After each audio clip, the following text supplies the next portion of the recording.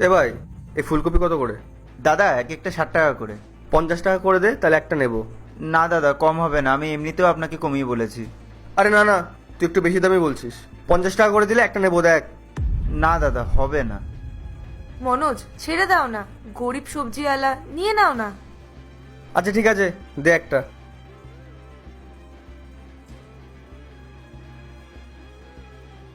এই নিন। স্ক্যানারটা দে, পেমেন্ট করে দি। দাদা আমার তো স্ক্যানার নেই, আপনি ক্যাশে করুন। আমার কাছে তো ক্যাশ নেই ভাই। আচ্ছা, কোনো ব্যাপার না দাদা, আপনি এটা রেখে দিন, আমরা পরে এসে টাকা দিয়ে এটা নিয়ে যাব। কেন পরে কেন নিয়ে যাব? এখনই নিয়ে যাই, পরে যখন আসবো ওকে টাকা দিয়ে দেবো। এই ঠিক আছে তো? আমরা এই পাশের সোসাইটিতেই থাকি। না না দাদা, আমি আপনাকে এইভাবে দিতে পারবো না, আমি তো আপনাকে চিনিও না। আর সকাল থেকে আমার একটাও বউনি হয়নি, আপনি যদি এইভাবে নিয়ে চলে যান তাহলে আমার বউনি হবে কি করে? আরে ভাই, আমরা এই পাশের সোসাইটিতেই থাকি। ওই যে দেখতে পাচ্ছিস ইয়েলো বিল্ডিং, ব্লক বি 105, আমরা ওখানেই থাকি। আর আমরা যদি নাও আসতে পারি, তুই গিয়ে নিয়ে নিস টাকাটা। আর তোর এই সামান্য টাকা নিয়ে আমরা তো বড়লোক হয়ে যাবো না। আচ্ছা ঠিক আছে দাদা, আপনি যখন এত করে বলছেন নিয়ে যান। আপনাদেরকে দেখে তো খুব ভালো পরিবারেরই মনে হচ্ছে। ঠিক আছে, কোনো অসুবিধা হলে আমরা ফ্ল্যাটে চলে আসবি। চলো। সবজিওয়ালাটা কত ভালো বলো মনোজ, আজকালকার দিনে কেউ কাউকে 1 টাকার জন্য বিশ্বাস করে না, আর ও আমাদেরকে বিশ্বাস করে বাকিতে সবজি দিয়ে দিল। কেমন বোকা বানালাম বলো? বোকা বানালে মানে? কিছু না ছাড়ো, বাদ দাও। এখন চলো বাড়ির দিকে, দেরি হচ্ছে। কি ব্যাপার পায়েল, কি করছো? এই তো বসে আছি। আচ্ছা মনোজ, তুমি ওই সবজিওয়ালাটাকে টাকাটা ফেরত দিয়েছিলে? না, দেয়া হয়নি। আচ্ছা চলো তাহলে দিয়ে আসি। আরে দাঁড়াও পায়েল, তোমার কি মাথা খারাপ হয়ে গেছে নাকি? এখন ওই কটা টাকার জন্য আমরা এত দূর হেঁটে যাব? মনোজ, এটা কি বলছো তুমি? তুমি কি ওই সবজিওয়ালাটাকে টাকাটা ফেরত দিতে চাও না? আরে পায়েল, তুমি এত ভাবছো কেন? মাত্র 60 টাকারই তো ব্যাপার। এই টাকাটা ওকে না দিলে কোনো সমস্যা হয়ে যাবে না। মনোজ, 60 টাকা হয়তো আমাদের কাছে কম, কিন্তু ওই সবজিওয়ালা দাদাটার কাছে ওটার অনেক ভ্যালু আছে। তুমি যেটা করছো সেটা কিন্তু একদম ঠিক করছো না। চলো আমরা ওই টাকাটা ওনাকে গিয়ে ফেরত দিয়ে আসি। আর তুমি একটা কথা ভাবো তো, তুমি তো ওনাকে আমাদের ফ্ল্যাটের অ্যাড্রেসও দিলে, এখন উনি যদি টাকাটা চাইতে আমাদের ফ্ল্যাটে চলে আসে, তখন আমাদের মান সম্মানের কি হবে? আরে তুমি অত চিন্তা করো না, এরকম কিছুই হবে না, কারণ আমি তোকে ভুল অ্যাড্রেস দিয়েছি। ভুল অ্যাড্রেস দিয়েছো? কিন্তু কেন? মনোজ, তোমার লজ্জা করছে না একজন গরিব মানুষের সাথে এইভাবে ফ্রড করতে? এই জ্ঞান দিও না পায়েল, তখন থেকে বলে যাচ্ছি বাদ দাও বাদ দাও, তাও কথা বলে যাচ্ছে। ঠিক আছে, তুমি যা ভালো বোঝো তাই করো। আমার ফোনটা দাও তো। তোমার ফোন? তোমার ফোন তো আমার কাছে নেই, আমি কি করব তোমার ফোন দিয়ে? মানে, যখন আমরা বাজারে গেলাম তখন তো তুমি ফোনটা নিলে। আমার কাছে শুধু আমার ফোনই আছে, আর কোনো ফোন নেই আমার কাছে। তাহলে আমার ফোনটা কোথায় গেল? আমি কি করে জানবো তোমার ফোন কোথায়? দেখো, তুমি হয়তো কোথাও রেখে ভুলে গেছো। ওই সবজিওয়ালা দাদাটা টাকা না দেওয়ার চক্করে ভুলে গেছো হয়তো কোথাও রেখে। ফোনটা আমি কোথায় রাখলাম?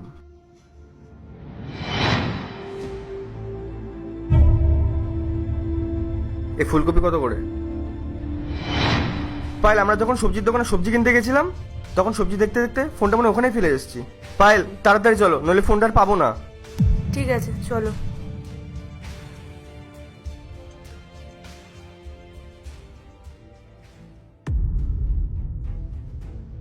আরে, এটা তো মনে হয় ওই দাদাটার ফোন, হয়তো ভুল করে ফেলে রেখে গেছে।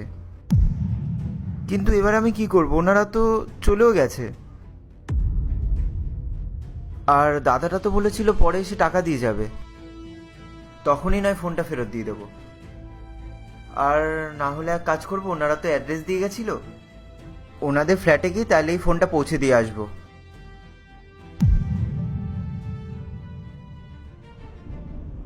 ওই সবজিওয়ালাটা কোথায় গেল? দেখেছো পায়েল, আমি তোমাকে বলেছিলাম না গরিবের এরকমই হয়। যে আমার দামি ফোনটা দেখেছে, সেই লোভে নিজের দোকান ছেড়ে পালিয়ে গেছে। মনোজ, তুমি শান্ত হও। তুমি ঠিকই বলেছিলে, এই গরিব মানুষেরা সত্যিই বেঈমান হয়। আমি ভেবেছিলাম ওই দাদাটা কত ভালো, আমাদেরকে সাহায্য করলেন, আমাদের কাছে টাকা না থাকায় ফ্রিতে সবজিও দিয়ে দিলেন, কিন্তু আমি বুঝতে পারিনি ও এমন করবে।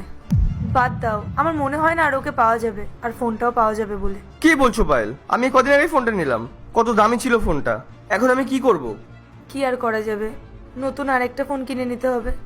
আরে দাদা, আপনারা এখানে? হ্যাঁ, আমরা এখানে। আর তুই তোর ঠেলা ছেড়ে কোথায় চলে গেছিলিস? এই তো পাশেই গেছিলাম একটু জল খেতে। এ সত্যি করে বল, জল খেতে গেছিলিস নাকি এখান থেকে পালিয়েছিলিস তুই? আমার ফোনটা দেখে তুই লোভ সামলাতে পারিসনি বল? ফোন কোথায় আমার? আরে দাদা, আপনি এইভাবে কথা বলছেন কেন? আপনার ফোন আমার কাছেই আছে। ফোনটা যখন তোর কাছে ছিল সেটা আগে বলতে কি সমস্যা ছিল? কোথায় আমার ফোন? দে ফোনটা দে। দাদা, আপনি আপনার ফোনটা ফেলে রেখে গেছিলেন, তাই আমি আমার কাছে রেখে দিয়েছিলাম। আর ভেবেছিলাম আপনি যখন ধারের টাকাটা দিতে আসবেন তখন আমি আপনাকে ফেরত দিয়ে দেব। কিন্তু আপনি আমার কথা না শুনেই চিৎকার করতে থাকলেন আমার ওপর। দাদা, আমরা গরিব হতে পারি, কিন্তু আমরা সৎ পথে চলি, কখনো বেইমানির টাকায় খাই না। মনোজ, ও ঠিকই বলেছে। তুমি ওকে চোর বলছিলে, কিন্তু একবার ভেবে দেখো তো যে চোরটা আসলে কে?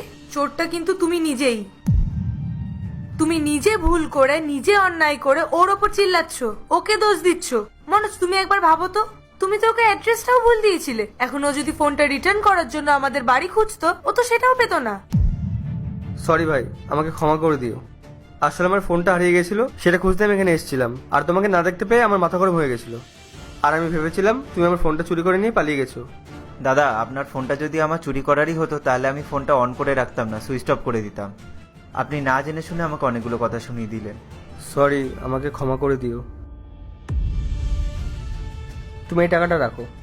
দাদা, 500 টাকা তো খুচরো হবে না? আরে তুমি এটা রাখো, আমি বললাম তো তোমাকে, রাখো। আমার ফোনটা যদি হারিয়ে যেত তাহলে অনেক টাকার ক্ষতি হয়ে যেত আমার। তুমি রেখে দাও এই টাকাটা। তুমি এতই সৎ, তোমার সততার কাছে আমার এই টাকাটা কিছুই না। কোনো ব্যাপার না দাদা, এরকম অনেক কাস্টমারই আছে যারা আমাদের মতো গরিবদেরকে কথা শুনিয়ে চলে যায়। আমি এরকম ভুল আর কখনো করবো না। সরি। কোনো ব্যাপার না দাদা, আপনি যে আপনার ভুলটা বুঝতে পেরেছেন এটাই অনেক।